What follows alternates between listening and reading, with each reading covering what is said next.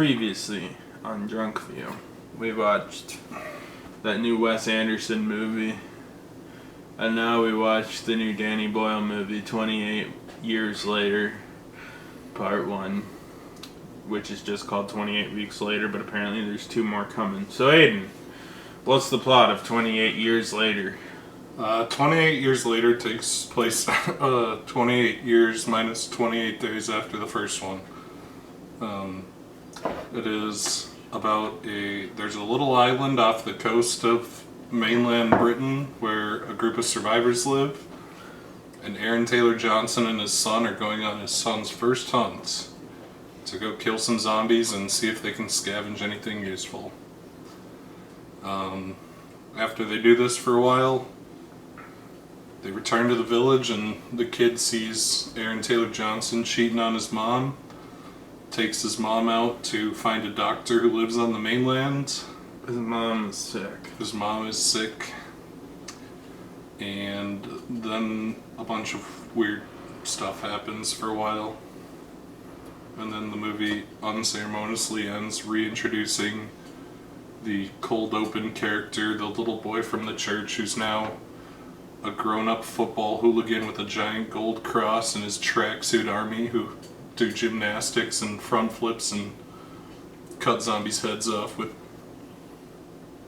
garrotes. So Connor, what'd you think of 28 Years Later? 28 Years Later, I didn't really know what to expect.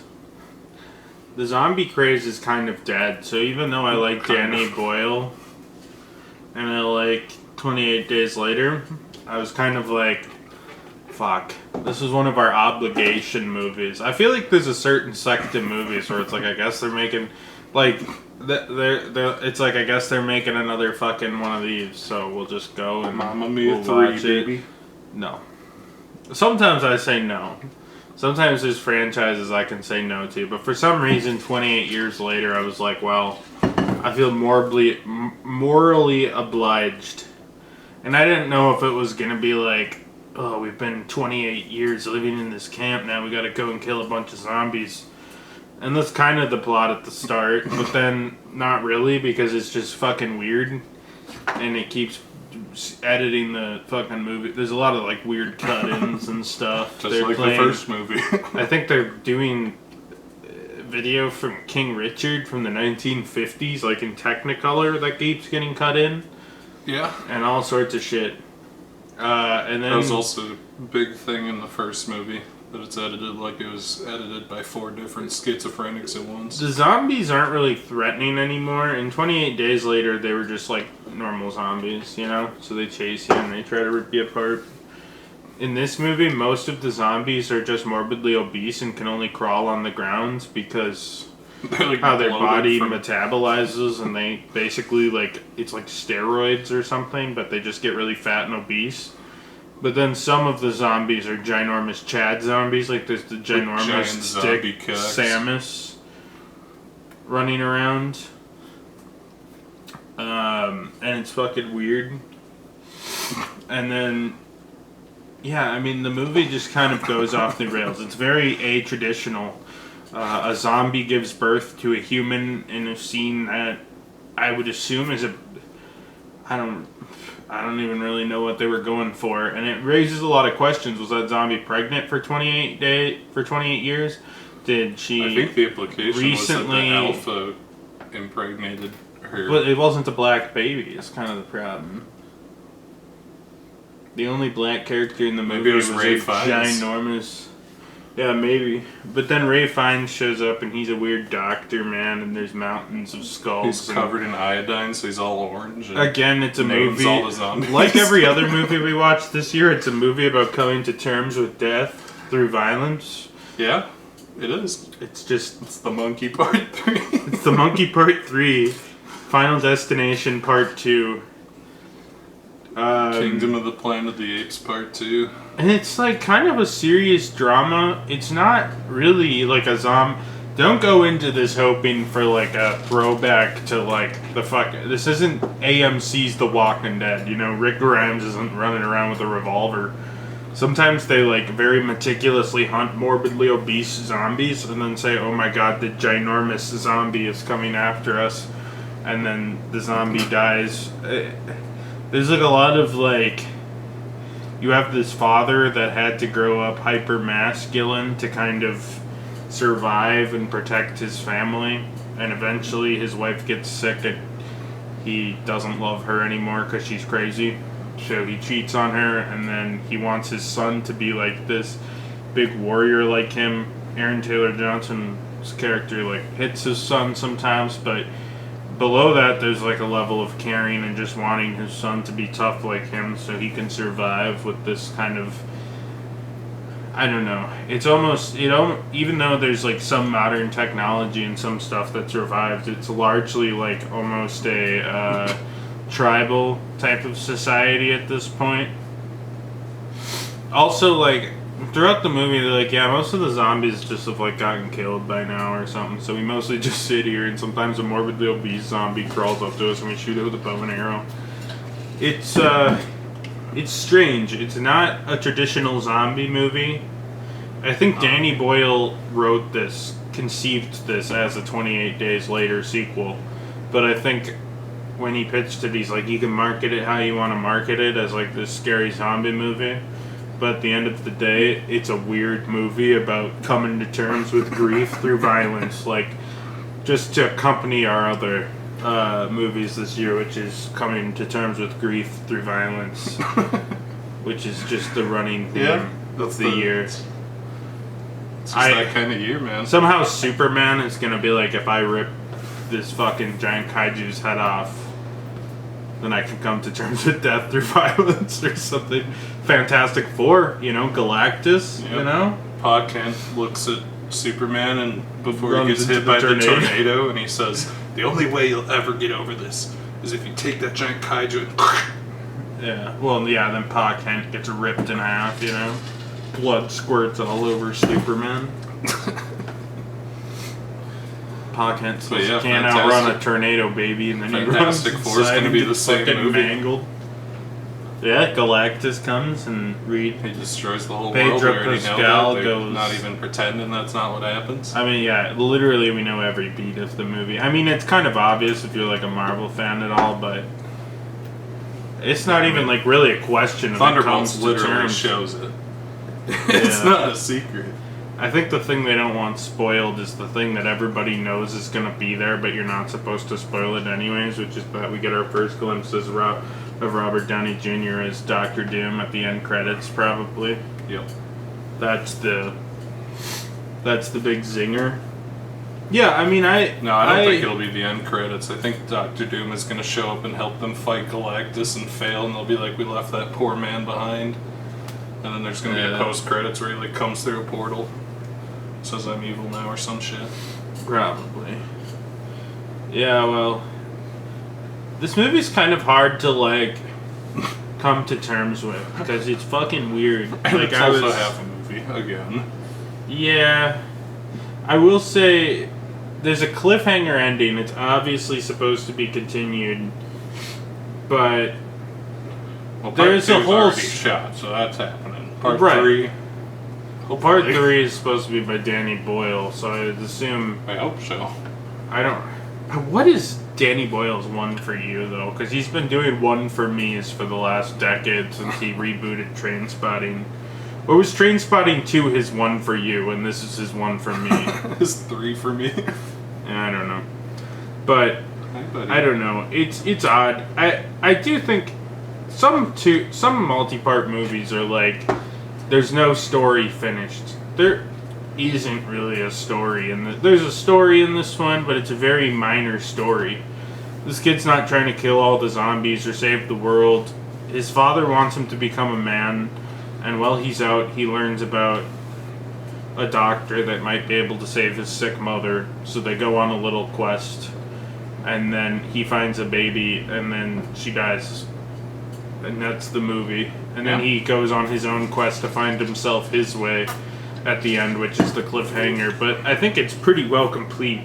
I would say it's almost more... It is technically a 3-part, but I almost consider this the start of like a 28 years later I mean, it is. It's like a start of a 28 years later trilogy. Maybe part 2 won't be as complete, but, well, it was obvious they're continuing from here. I was pretty satisfied with what they ended up coming up with. I have a gut feeling that part 3 is going to feature a fairly large time skip and center on the baby. You think? Just my thought. Because 1 and 2 were shot back to back. 3 was not a part of that. And the only reason I can really think that you wouldn't shoot part 3 is if 2 has a definitive enough ending that if 3 doesn't happen, you're good. There was a zombie in this movie that looked like a creepy, decayed Cillian Murphy. And I was like, oh, it's like a reference. Like, you know, even Danny Boyle wants to throw in his references sometimes. And presumably he'd be dead by now or whatever. But then I looked it up, and the guy who played that zombie was like some visual artist who actually just looked like Cillian Murphy as more of a corpse than Cillian Murphy already looks like. And he's like, no, that's not Cillian Murphy. I played the character, and it's like, the bro looks like a dead body version, of like a decayed corpse version of Cillian Murphy. And then I was like, well, maybe it's like Cillian Murphy's character, and he reprised the role because of his striking thing. But apparently that background extra guy got really ass hurt that people thought it was a Cillian Murphy zombie. So the answer is no. There isn't a Cillian Murphy zombie. It just kind of looks like him. I mean, there's even like a level of like the randomness of death where like our lead character, what's his name? Something weird. Spike makes a friend through this kind of douchey New Zealand guy. And you're like, he's kind of a dick, but, you know. And he like, makes fun of his girlfriend for having, like, lip injections and stuff, which was kind of weird, too. Sometimes the movie, like, wanted to be really serious, and sometimes there would be, like, a 6-minute scene of a guy getting roasted because his girlfriend has lip injections. But then that guy just kind of randomly dies after like 3 minutes and gets killed by Samson. And yeah, and then you know, Ray Fiennes when he shows up is like does like a character. Yeah, but he does like a spiritual like, you know, and the guy's like, he saved our life, blah blah blah. And then Ray Fiennes is like, you know, sometimes people randomly die, you know. Violence is a real good view and through here's life, this, you know. Here's this giant tower of skulls I've made to memorialize all the people who randomly died and their stories. And the next one's called Skull Temple. So presumably the big skull pile will be a set piece of some key aspect of something that goes on. Yeah. Yeah, I mean, overall, I thought it was good. It's really weird, but it's good. So, Aiden, what did you think of 28 Years Later? I quite liked 28 Years Later. It reminded me of a movie I loved from last year, Kingdom of the Planet of the Apes. I did not like Kingdom of the Planet of the Apes. Where it's a weird, sprawling adventure movie that's parts aimless and parts interesting and weird and... Okay, could I point out one thing before you keep going? I'm sorry. Last year when we did that, I kept comparing it to Transformers: The Rise of Beasts. So somehow there's like degrees of separation where, according to our own reviews, our review trajectory, Kingdom of the Planet of the Apes falls somewhere between experimental zombie movie and Transformers: The Rise of Beasts. Somewhere in there, there's a perfect vector, and that is Kingdom of the Planet of the Apes. It's a very, very Danny Boyle movie. Lots of the... You've got all the 28 Days Later staples of small little cutaways of things that happened earlier and old news footage and television footage mixed in and ridiculous gory violence and weird jerky camera and just the schizophrenic editing of a certain type of British madman. There's all British directors that aren't shit. Yeah. They either don't move their camera or they move their camera. They either make productions for the BBC, where they have one camera in place in a set. It's literally drilled into the floor. Yeah. Downton Abbey. We're almost ready. Where Danny Boyle's running around schizophrenically jerking it and then edits into something semi-coherent. Yeah, it's very interesting. It's a good first half of a movie, first maybe third of a movie. Very odd. It's definitely not a zombie movie. It's not like one of the shit era George Romero movies where it's just like, I have a theme in mind and I'm gonna make a horrible standard zombie movie, and then the characters are gonna be like, but if you really think about it, zombies are kind of like people or whatever in some way. It's just like a weird, I guess, like meditation on the cycle of life and death. You got the birth of the baby, you got the death of the mother, a little bit of everything. The setup for whatever comes next with the religious tracksuit wearing, golf club wielding hooligans. It's gonna be something. I don't know what it's gonna be, but it's gonna be something. The last scene is very fun, but it is the sharpest U-turn you could possibly make. It's wild. Perhaps that was the point. I think that one's gonna explore themes of tribalism even further. Oh, absolutely. You have like Absolutely. Aaron Taylor Johnson's Island, which is very European, and this one's probably gonna be more of like these like hunting barbarians that are British. I'm sorry, football fans. Football hooligans. Hooligans. Yeah, it's real interesting, it's real weird, it's real nice, sound design's fantastic. Lots of great music, great editing, well shot. I forgot to mention this movie was shot on like some weird daisy chain of 20 iPhones or something like that, they said. Yeah, it's there are times when you can definitely see like, sometimes this especially movie the is opening shot scene. and you're like, oh my god. Well, the opening scene I think was shot on an iPhone to look like it was shot on VHS. It looked like it was shot It was via weird. Snapchat. It was weird. But for the most part, yeah, I mean, for the most part, it is like a good display. I mean, because that is totally fucking unnecessary. No one has iPhones in this. It's not like this is like some commentary on anything. Yeah, it's not Danny like Boyle's just like, isn't it crazy that if I daisy chain a bunch of shit and make a super iPhone, you can almost kind of like emulate the look of a film camera? And sometimes I thought, wow, a digital film camera. And a couple times I thought, wow, this actually looks like a real movie. And then sometimes it just looked kind of, I mean, like there was a lot of good shots, but you're like, the quality's not the best. And then other times, there was a few scenes where you're like, okay, this is shot on an iPhone. Yeah. Yeah, I was very impressed. It's hard to say. Every time there's a half movie that comes out, I end up getting burned. I did not like The Final Reckoning.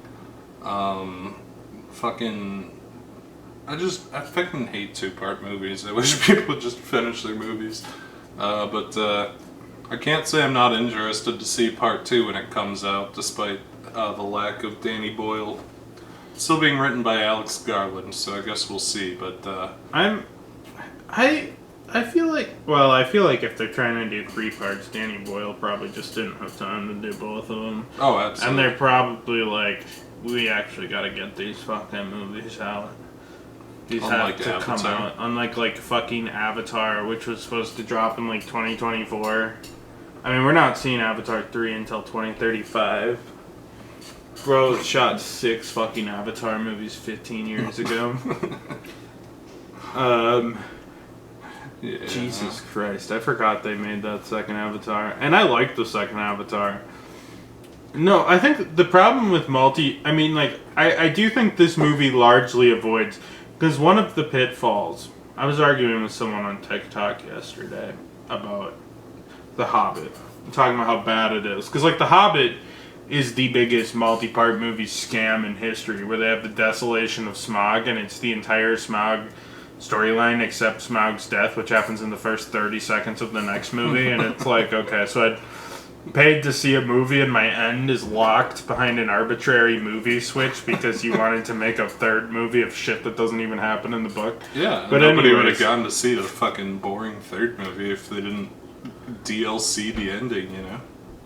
And then Lego The Hobbit, speaking of, never even had the third Hobbit in it because they... God, The Hobbit I like how fucking sucks. I like how they're like, we're gonna release a third part by DLC once it comes out, but Lord of the Rings they like fans are looked too at their nice, demographics you know? and they're like, well, most of the people who play Lego games are like 8, so they can't afford like a $20 DLC for the Lego The Hobbit, you know? Right. And so they just didn't. I will say some of these movies are like Furious X. Fast X. They didn't even finish. Oh. That movie is like 3 years old now, and there's like not even fucking plans to shoot the 11th movie. No, and it apparently ended it on a comes out. cliffhanger. They're apparently starting shooting this year. How the fuck did they not like have how- it finished? I like It's how they keep multi-part. having interviews and they're like, well, nobody liked Fast X, so maybe we'll just drop Jason Momoa. Bro, he's the fucking main villain. He just killed Ludacris and fucking Tyrese Gibson. I like how for 3 years, Fast and Furious fans have had to sit at the edge of their seats wondering if Ludacris and Tyrese Gibson actually survived or if they unfortunately met their sad demise. They have to wonder In the if- Fast and the Furious universe, mind you, where Han was dead for like 15 years and then he's like, we needed a guest star. Han so- and Michelle Rodriguez yeah. both died for like 15 years. Michelle Rodriguez not as long, but Honestly, with AI, who knows? You know, does Paul Walker's character still have to be dead? well, he didn't die. He just drove off in a magic car into the sunset. No, I know, but I mean, like real life Paul Walker, you don't need anymore. You don't need the physical Paul Walker when you could just Bring him back. AI, deep fake AI, kind of a. But yeah, 28 years later, I really liked it. I'm hopeful that the next one is good, but that's the danger of multi-part movies, especially in this day and age where the studio gets scared after the first movie comes out and people say it's too weird and they're like, okay, just make it a normal zombie movie or whatever. This one's already shot, so that probably won't happen, hopefully, but, you know, where the fuck is Spider-Verse 3, you know? I don't really. It's been fucking a million I mean, this years. is kind of a multi-part movie. It definitely has. It's definitely expecting a sequel, but I would say this is a self-contained enough movie. Yeah, I mean, I guess, like, if you really When you think about it, like, what fucking plot... The plot line is that Aaron Taylor Johnson's gonna want to save his son, even though that's forbidden, so there's gonna be drama there. And the son is gonna go with the British guys, but all of this was established in the last, like, 5 fucking minutes of the movie. Yeah, I it's guess- like Empire I Strikes guess it can Back, just be you like- know? Han Solo got flown back. I don't consider... I guess it could just Return be of the like when Jedi. Harry Styles shows up at the end of the Eternals and then never shows up in the MCU again. Yeah, I mean, there is kind of the presumption they're gonna make a second one. There's a cliffhanger. I don't know if I consider... Because I also don't know if they're actually part 1, 2, or 3, or if that's just how they pitched it, you know? Well, the second one's already shot and was shot back to back, so I'd assume it's an actual part 2. 3 has not been suppose shot so. yet.